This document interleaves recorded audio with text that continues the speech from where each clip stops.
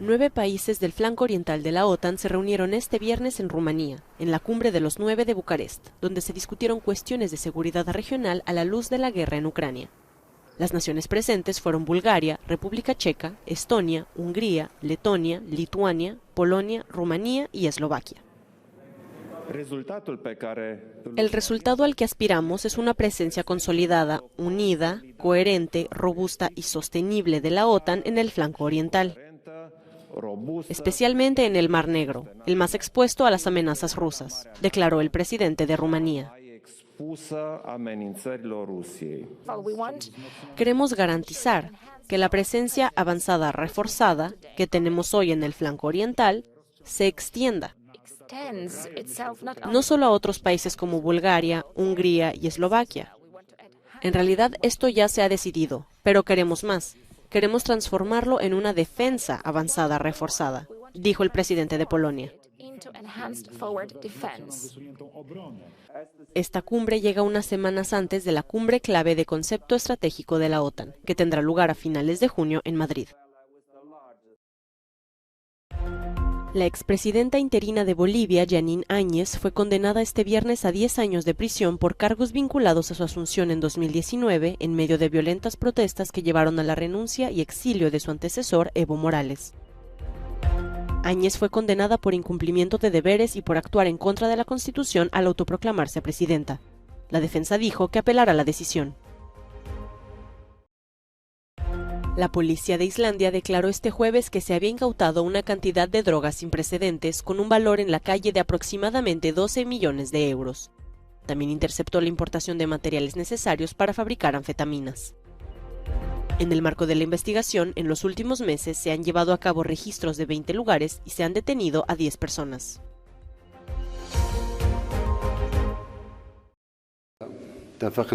Argelia acusa a la Comisión Europea de precipitarse al apoyar a España en su disputa comercial y de amenazarle con represalias si no reconduce su relación con Madrid. El cierre de filas entre el gobierno español y la Unión Europea tuvo lugar después de que el país magrebí suspendiera el acuerdo de amistad y cooperación con España.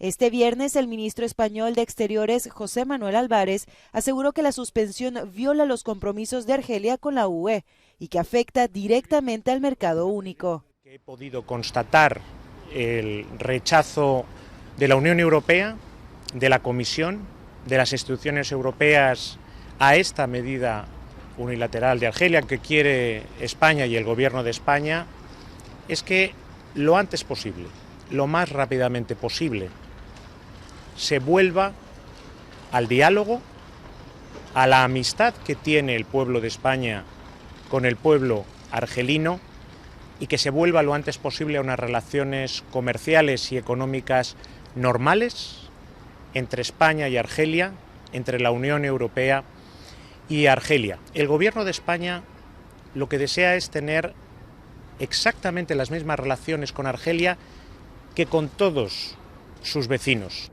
El gobierno argelino puede tener sus reservas sobre el manejo de las amistades de España, especialmente con Marruecos, pero sobre el suministro de gas prefiere mantenerse pragmático y se compromete a seguir bombeando sin interrupciones.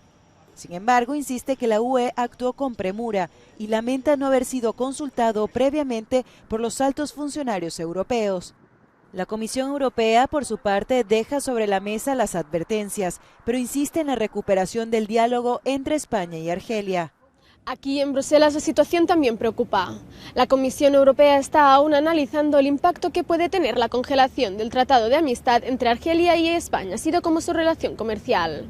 Tras el encuentro con el ministro de Exteriores español Álvarez, el alto representante de la Unión Europea, Josep Borrell, y el vicepresidente encargado del área comercial, Valdis Dombrovskis, han emitido un comunicado en el que aseguran que creen que puede ser una violación del acuerdo de asociación entre la Unión Europea y Argelia.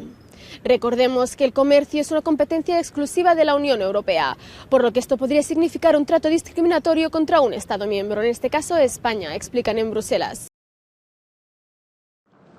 Los médicos le piden al Papa Francisco que no viaje, por lo que ha aplazado hasta nuevo aviso su visita a la República Democrática del Congo y a Sudán del Sur. Un anuncio sorpresa que reaviva la preocupación por el estado de salud de Bergoglio.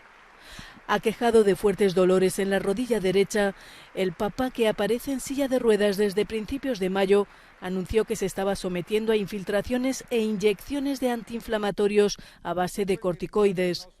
El aplazamiento de su visita a África, inicialmente prevista del 2 al 7 de julio, se produce cuando los preparativos estaban en pleno apogeo y el propio Vaticano había desvelado el programa detallado del viaje. El comunicado no menciona el viaje a Canadá previsto para los días 24 al 30 de julio y que, según la oficina de prensa de la Santa Sede, se mantiene hasta nuevo aviso. En mayo el Papa confió al diario italiano Il Corriere della Sera que no podía caminar, por lo que había tenido que cancelar varias reuniones de su agenda. Jorge Bergoglio también sufre dolores de cadera que le hacen cojear y en julio de 2021 se sometió a una delicada operación de colon. El último viaje del Papa Francisco fue a Malta los días 2 y 3 de abril, en los que el pontífice dedicó gran parte de su visita a abogar por los refugiados y los migrantes.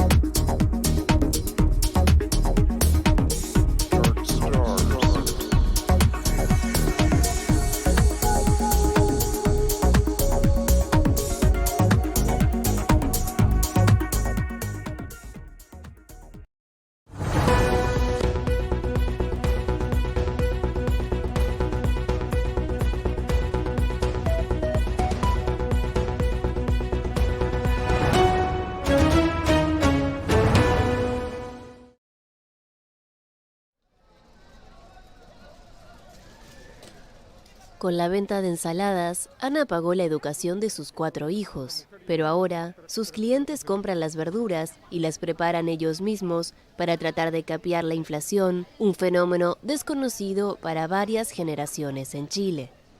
Desesperarse. Yo creo que por eso también más cosas malas están pasando en el país por lo mismo, porque está desesperada la gente. Muy desesperada. Yo conozco gente que era con plata, ahora viven de un sueldo mínimo, subvención de vejez. En otro puesto del mismo mercado, Roxana también da cuenta de los cambios de hábito de los chilenos a la hora de comprar. Dedicada a la venta de huevos, hoy vende menos y productos más pequeños. No es solamente el comestible, digamos, sino que te suben los arriendos, te suben la luz, te sube el gas, te sube todo. Entonces el sueldo se te achica y ¿dónde aprietas tú en la comida? Tienes que achicar la comida para que te alcance para pagar los gastos fijos de todo el mes.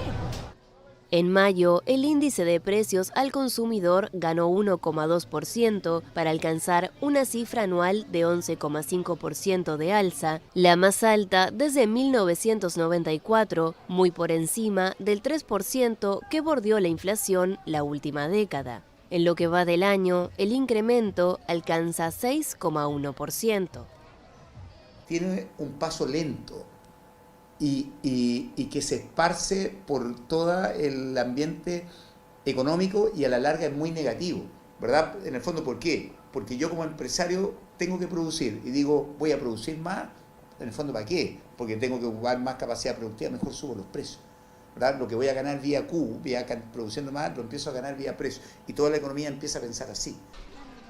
Para frenar las alzas de precios, el gobierno del izquierdista Gabriel Boric se opuso a un nuevo retiro de fondo de pensiones, congeló el precio de la electricidad y el transporte y alimenta un fondo de estabilización de los precios de la gasolina y el querosene usado para la calefacción de los hogares más pobres. Por su parte, el Banco Central aumentó sostenidamente la tasa de interés durante este año hasta llevarla al 9%. Sin embargo, los niveles de consumo de la población no han bajado como esperaba.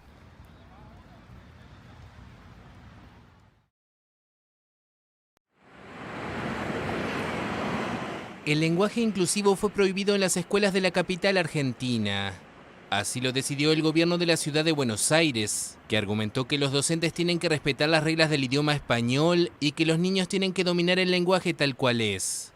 Ya no se aceptará el uso de la E para marcar un género no binario, ni tampoco la X o la arroba en la escritura.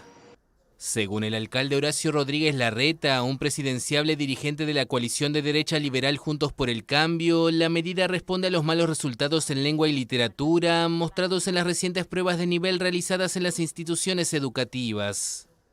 La decisión fue transmitida a todas las escuelas de la capital, tanto estatales como privadas, y fue rechazada por los gremios docentes y centros de estudiantes al advertir que choca con la educación sexual integral y se opone a la Ley de Identidad de Género de 2012. Aunque los adultos tienen cierta resistencia, el lenguaje inclusivo impulsado por el movimiento feminista y por la comunidad LGBT es muy utilizado entre adolescentes y jóvenes, y su uso es reconocido oficialmente en algunas facultades argentinas, como la de Ciencias Sociales en la Universidad de Buenos Aires.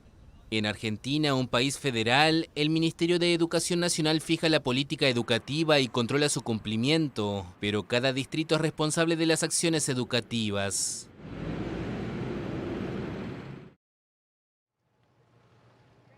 Último día de la Cumbre de las Américas. La crisis migratoria era el tema central de la cita, pero fue quedando relegado casi a segundo plano en medio de la polémica diplomática entre aliados que decidieron no asistir, encabezados por el presidente mexicano Andrés Manuel López Obrador, luego de la decisión de Washington de excluir a Nicaragua, Cuba y Venezuela. En los últimos años, la crisis económica mundial desencadenada por la pandemia de COVID-19 y ahora empeorada por la guerra de Rusia en Ucrania y la agitación política de los regímenes de autocracia en nuestra región ha llevado a niveles récord de migración. El mandatario argentino Alberto Fernández, en calidad de presidente pro tempore de la Comunidad de Estados Latinoamericanos y Caribeños CELAC, a la que pertenecen los tres excluidos, afirmó que el hecho de ser país anfitrión de la cumbre no otorga la capacidad de imponer el derecho de admisión. El mandatario chileno, el izquierdista Gabriel Boric, repitió que no le gustan las exclusiones, en sentido opuesto a la postura del presidente de Colombia, Iván Duque. Debatamos nuestras diferencias en democracia, pero nunca estas cumbres serán territorio fértil para los dictadores del hemisferio. La cumbre sirvió de plataforma para reuniones bilaterales como la del presidente estadounidense Joe Biden con el mandatario brasileño Jair Bolsonaro, quien dijo estar gratamente sorprendido tras el primer encuentro entre ambos. Los dirigentes del continente también adoptan la llamada Declaración de Los Ángeles, que aplica el principio de responsabilidad compartida entre todos los países implicados para una migración ordenada como pide Estados Unidos, pero que se queda en algo simbólico ante la magnitud del problema. México y Canadá son literal y figurativamente los dos socios más cercanos en el hemisferio. Estamos trabajando juntos todos los días en los temas que han animado esta cumbre. Mucho trabajo por hacer y tenemos una relación muy positiva, muy honesta entre nosotros. En esta cumbre también se abordan proyectos de compromiso político sobre la gobernanza democrática, la salud y la resiliencia, el cambio climático y la sostenibilidad ambiental, la transición a la energía limpia y la transformación digital.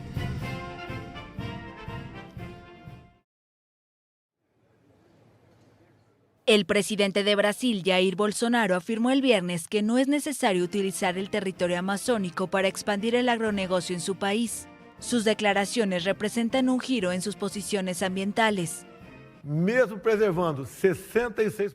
Incluso preservando el 66% de nuestra vegetación nativa y usando solo el 27% de nuestro territorio para la ganadería y agricultura, somos una potencia agrícola sustentable. No necesitamos la región amazónica para expandir nuestro agronegocio. Bolsonaro dedicó buena parte de su discurso de 15 minutos en la Cumbre de las Américas en Los Ángeles a la cuestión ambiental, tema que el anfitrión Estados Unidos destacó en la agenda de la cita hemisférica que se celebra esta semana. El gobernante se refirió además al periodista británico Don Phillips y al experto indigenista Bruno Araújo Pereira, desaparecidos desde el domingo en una región remota de la Amazonia brasileña. Desde el domingo pasado, cuando tuvimos la información de que 2 ciudadanos, un británico Don Phillips y un brasileño Bruno Araújo, desaparecieron en la región Valle do Javari, desde el primer momento ese domingo nuestras Fuerzas Armadas y Policía Federal están desplegadas en la búsqueda incansable de la ubicación de estas personas. Roguemos a Dios que se encuentren con vida. La mención llega justo después de que la alta comisionada para los derechos humanos de las Naciones Unidas calificó de extremadamente lenta la respuesta de Brasilia frente a la desaparición de los 2 hombres y expresó preocupación, así como por los ataques contra activistas, periodistas y ambientalistas en Brasil. Por otro lado, calificó de simplemente fantástica su primera reunión con el presidente estadounidense Joe Biden, celebrada el jueves en paralelo de la cumbre.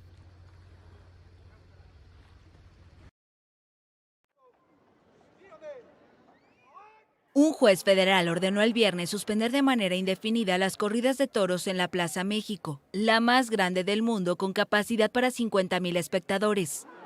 La Asociación Civil Justicia Justa presentó una demanda contra los reglamentos que permiten la tauromaquia en la Ciudad de México. Las corridas y novilladas serán diferidas, mientras continúa la defensa legal. Para el próximo 2 de julio, en los alrededores de la Plaza México, estaba programada la primera pamplonada en la capital mexicana, tradición española en la que se cierran calles y sueltan toros para lidiarlos. La decisión aún puede ser impugnada, aunque el tribunal podría tardar varios meses en decidir sobre esos recursos. Distintas organizaciones civiles han presentado acciones legales para que se prohíban las corridas, una tradición de 500 años en México. En diciembre pasado, el Congreso capitalino se pronunció a favor de prohibir la fiesta brava, pero falta una votación en el Pleno para que la medida quede en firme. En tanto, el legislativo abrió un diálogo con los implicados. Los impulsores de la prohibición reclaman que la ley trata a los toros como objetos e ignora el sufrimiento animal. En tanto, los taurinos reivindican la tradición y el valor económico de la industria, que en 2018 movió $343 millones, creando unos 80,000 empleos directos y 146,000 indirectos. En México, 5 de 32 estados han prohibido los espectáculos taurinos.